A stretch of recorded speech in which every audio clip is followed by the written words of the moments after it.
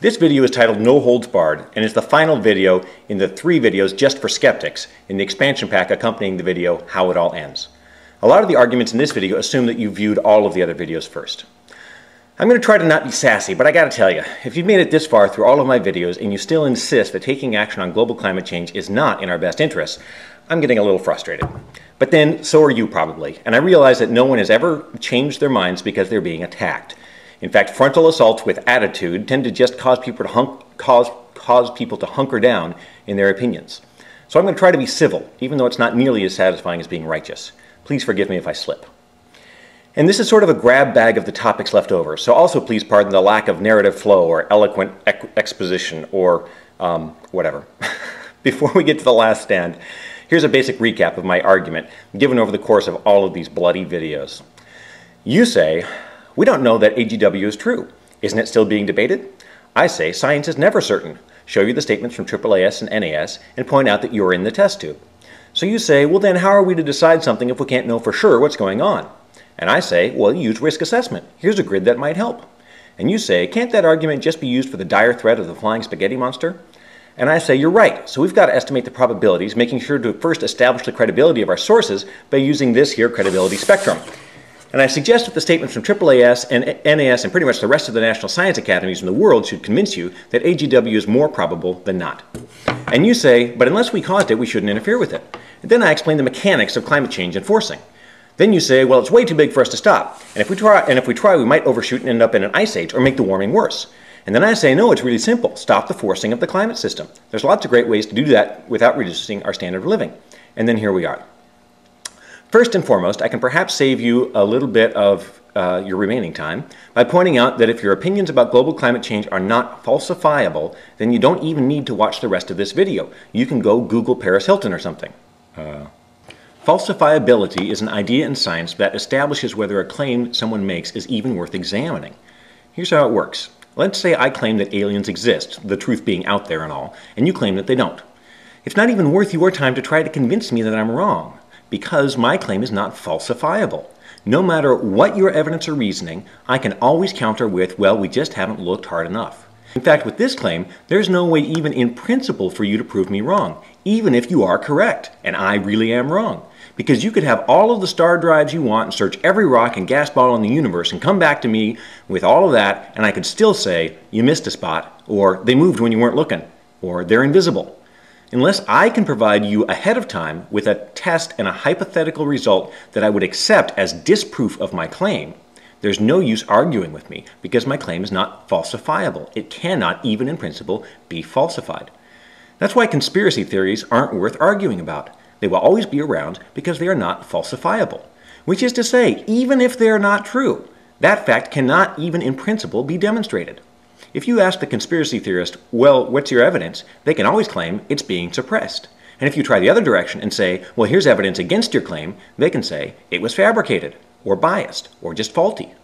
Please note, I'm not saying that that means the conspiracy is actually wrong, or that it's right.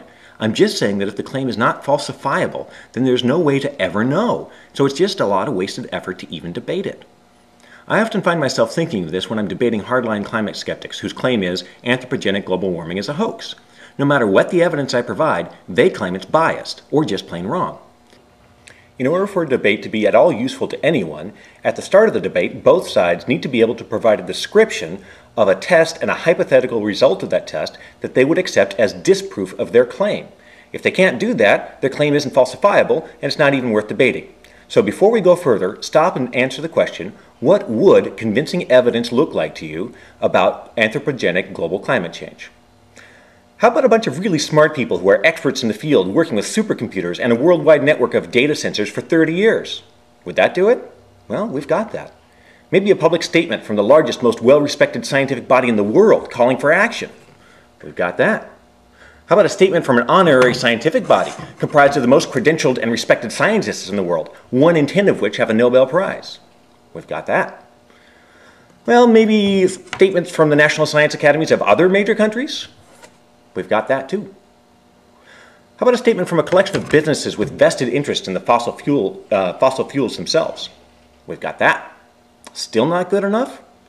What if the biggest, most notorious corporate holdout around finally publicly admitted that climate change is a threat and it finally stopped funding climate skeptic think tanks? We've got that. Still not enough? How about a statement from the U.S. military, not known so much for its environmental advocacy, but for its bottom line interest in preserving the national security above all other concerns? We've got that.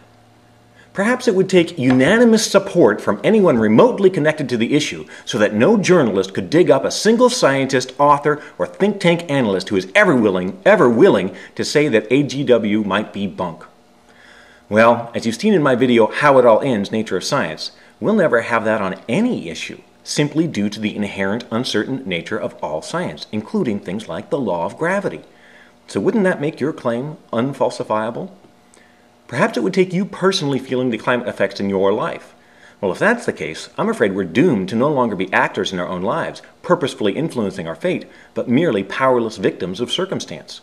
Because as you saw in the video How It All Ends, Scare Tactics, the feedback loops of the climate system are long enough that by the time the effect is obvious, it's too late to do anything about it. Who would need to issue a call for action in order for it to be convincing to you? If you say, no one, I go by the evidence, I'd ask you to watch the Nature of Science and Risk Management videos again, and remind you that there's a reason it takes a PhD to get a job as a researcher. So is there someone, some expert whose expertise, experience, and judgment you trust, so that if they came out for action on climate change, you'd be on board? If so, then your claim is indeed falsifiable and worth debating. But I'm not sure you're left with a good thing, because aren't you giving that person or organization an awful lot of power over your world? I'm comfortable with AAAS and NAS playing part of that role of advisor for me, because as far as I can tell, they're probably the smartest, most careful, and most knowledgeable people on the planet, and this issue is smack dab in the middle of their expertise. They're not infallible, but they're the best we've got. Seriously, who is better or more credible on matters of science? And my knowledge of the scientific process tells me that only the most unequivocal, robust statements make it very far through such organizations, much less being announced as public calls for action. Whose advice would you care to stake your and my future on? It's not a rhetorical question. Let's get it out in the open. Leave a comment. Who would have to come out in favor of action on climate change in order for you to be on board? I think it's an interesting question, and I'm very curious to read the answers that you provide. Really, what would it take to convince you? And if your answer is nothing can convince me, which some people have said to me, then fine. But then please admit that your belief is one of faith, not reasoning, and step aside.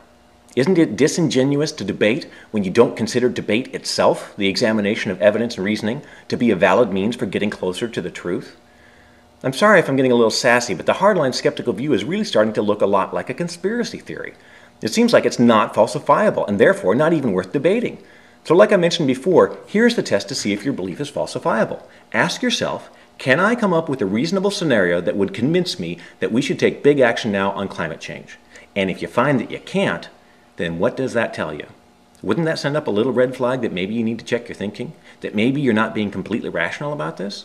Maybe you're letting a bias blind you to any evidence that contradicts your opinion, and therefore your unconscious goal is no longer to figure out reality, but instead to preserve your beliefs? That may feel good and righteous, but does it really seem like it's in your own pragmatic self-interests? Of course, it would be fair for you to turn the question to me and ask if my claim is falsifiable. Can I sketch out a scenario? I mean, I sound pretty convinced, don't I? I've done a lot of work on this.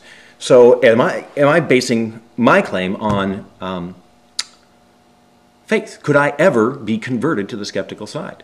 Can I sketch out a scenario which would convince me and convert me to the skeptic side? The answer is yes. I'll wait until the very end of this video to give it to you so that you can put it in context. On either side of this bitter debate, you hear accusations that the other side is in somebody's pocket. From the skeptics, you'll hear it's just a liberal plot to get control of our lives. And it's not uncommon for a warmer to imply that anyone who argues hard for the skeptical side must be a corporate shill. I figured that the idea of vested interests hiring people to surf the net and argue for the skeptical side incognito wasn't too outlandish, but I thought it sounded a little too sinister to probably be true. Well, a couple months ago,